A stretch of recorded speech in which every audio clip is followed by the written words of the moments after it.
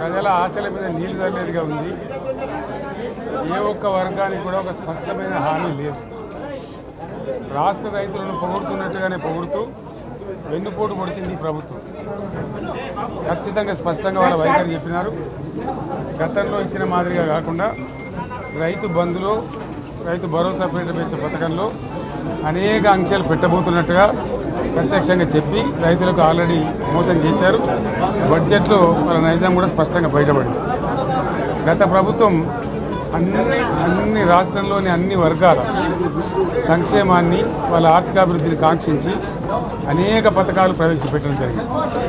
ఒక్క పథకం మీద కూడా ఇప్పుడు స్పష్టత లేదు. ఫర్ ఎగ్జాంపుల్, యాదవుల కోసం ఉన్నటువంటి వాళ్ళ అభివృద్ధి కోసం పెట్టినటువంటి గొర్రెల పెంపకం పథకాన్ని టోటల్గా మూసివేసినట్టుగా మనకు అర్థమవుతా ఉంది. ఇప్పటికే యాదవ సోదరులు చెల్లించిన డిపాజిట్ కూడా తిరిగి వాపసు తీసుకున్నది ఈ ప్రభుత్వం ఎక్కడ కూడా లేదు. అత్యంత అడుగు వర్గాలు అని డబ్బా కొట్టినట్టు కొడుతూనే వాళ్ళ గొంతు కోసింది ప్రభుత్వం. దళిత వర్గాల కోసం గతంలో ప్రవేశపెట్టబడ్డ విప్లవాత్మకమైనటువంటి దళిత బంధు పథకాన్ని ప్రస్తావన కూడా లేదు. ఇది చాలా దురదృష్టకరం. దళిత సమాజం పట్ల వీళ్ళకు ఉన్నటువంటి నిర్లక్ష్యానికి, వాళ్ళ ఫ్యూడల్ విధానానికి ఇంతకన్నా గొప్ప నిదర్శనం ఇంకోటి అవసరం లేదు. అదేవిధంగా మత్స్యకారులకు ఆ భరోసా లేదు. ఎవరికి కూడా చెప్పుకోదగ్గ భరోసా లేదు.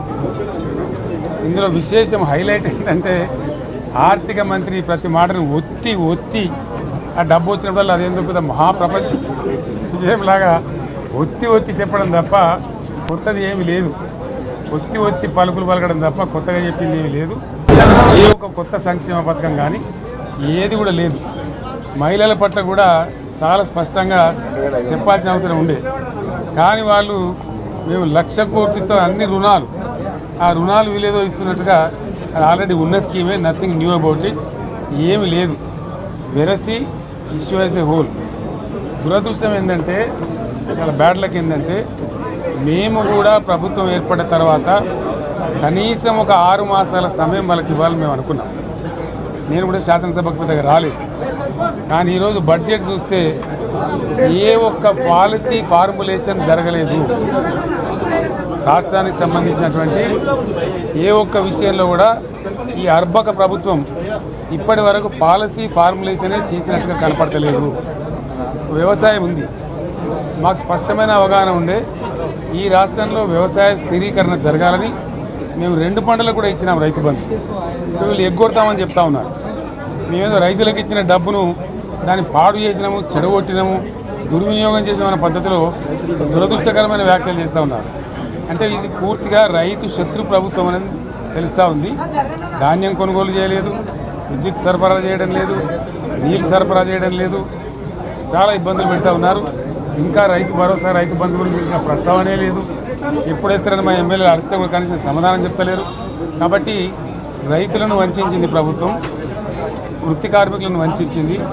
ఒక్క పాలసీ, ఇండస్ట్రియల్ పాలసీ ఏమి లేదు. బట్టి గ్యాస్ ట్రాష్ పంచరంగ ఈస్మాన్ కలర్ లాగా చెప్పడం తప్ప, స్టోరీ టెల్లింగ్ లాగా ఉన్నది తప్ప బడ్జెట్ చెప్పినట్టు లేదు.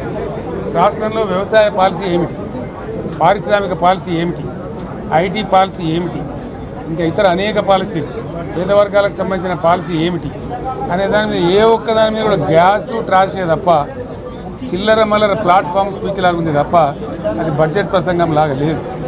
రాజకీయ సభలలో చెప్పినట్టుంది తప్ప ఏ ఒక్క పాలసీని కూడా నిర్దిష్టంగా ఈ పనిని మేము ఎట్లా సాధిస్తాం, మా గోల్స్ ఇవి, మా టార్గెట్స్ ఇవి అనే పద్ధతి కానీ పద్దు కానీ లేదు. ఇది పేదల బడ్జెట్ కాదు, రైతుల బడ్జెట్ కాదు, యువల బడ్జెట్ విశ్లేషణలో మీకు తెలుస్తుంది. భవిష్యత్తులో బ్రహ్మాండంగా మేము దీన్నంతా కూడా చీల్చి చెండాడబోతాం. Thank you.